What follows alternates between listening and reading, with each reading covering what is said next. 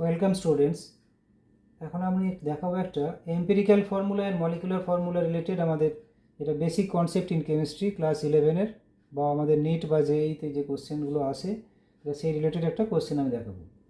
এটা কী হচ্ছে, gaseous hydrocarbon contain 75% carbon. তাহলে কার্বন কতটা আছে? 75% বাই ওয়েট।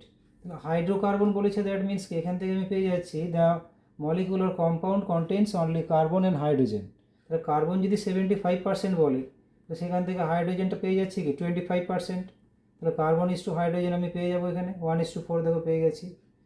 নেক্সট বলেছি 1 litre of this gas as STP at STP weighs 0.72 gram. তাহলে এখানে ডেনসিটিও বলা আছে, দেখো না এখানে বলা আছে কি, তাহলে আমাদের 1 লিটারের ওয়েটটা বলা আছে। What is the molecular formula of the hydrocarbon. আর কি বলা আছে, weight of 1 litre of hydrogen at STP. 1 litre হাইড্রোজেনের ওয়েট বলা আছে আর 1 লিটার হাইড্রোকার্বনের ওয়েট বলা আছে। তাহলে এখানে আমাদের একটা ফর্মুলা আছে।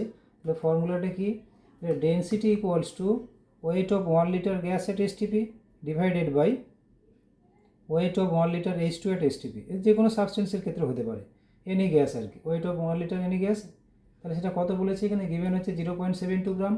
তাহলে ডিভাইডেড বাই, তাহলে আমাদের হাইড্রোজেন কত পাচ্ছি, হাইড্রোজেন 0.09।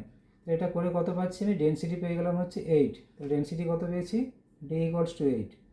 তো ডেনসিটি যদি 8 পাই, মোলার মাস কত পাবো, molecular weight M equals to 2D। 2 into D মানে হচ্ছে 2 ইন্টু 8, দ্যাট ইজ 16। তাহলে মলিকুলার মাস কত পেয়েছি, 16। এবার এখান থেকে দেখি আমরা 16, তাহলে কোন হাইড্রোকার্বনটা 16 হবে। তাহলে সেখান থেকে আমি মলিকুলার ফর্মুলা এখানে পেয়ে গেলাম। দেখো রেশিও কত পেয়েছি, রেশিও হচ্ছে কার্বন অ্যান্ড হাইড্রোজেন রেশিও হচ্ছে 1:4। 1:4 দ্যাট মিনস কি, এম্পেরিক্যাল ফর্মুলা এই CH4। তাহলে একটা কার্বন 4টে হাইড্রোজেন। এম্পেরিক্যাল ফর্মুলা ওয়েটটা কী বলবো আমরা, তাহলে 12 ইন্টু 1 প্লাস 4 দ্যাট মিনস 16।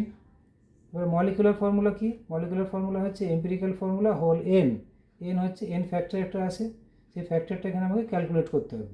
তাহলে মলিকুলার ফর্মুলা ওয়েট কত হয়ে যাবে, তাহলে এখানে কার্বনের জন্য 12 প্লাস হচ্ছে হাইড্রোজেনের জন্য 4, তাহলে 12 প্লাস 4 দ্যাট ইজ 16N। তাহলে কত পেলাম আমি, তাহলে মলিকুলার ফর্মুলাটা হচ্ছে 16N। তাহলে অ্যাকর্ডিং টু মানে আমাদের যে ফর্মুলা আছে, তাহলে N ইন্টু তাহলে এম্পেরিক্যাল ফর্মুলা ওয়েট, তাহলে সেটা ইকুয়ালস টু মলিকুলার ফর্মুলা, তাহলে কি 16N ইকুয়ালস টু 16। দুটোকে ইকুয়াল করতে পারি, দুটো ইকুয়াল করলে এন এর ভ্যালুটা কত পাচ্ছি, N equals to 1। So molecular formula equals to CH4। তাহলে এন এর ভ্যালুটা 1 হয়ে গেছে, মানে কী হবে, তাহলে মলিকুল মানে হাইড্রোকার্বনটা CH4 হবে। Thank you.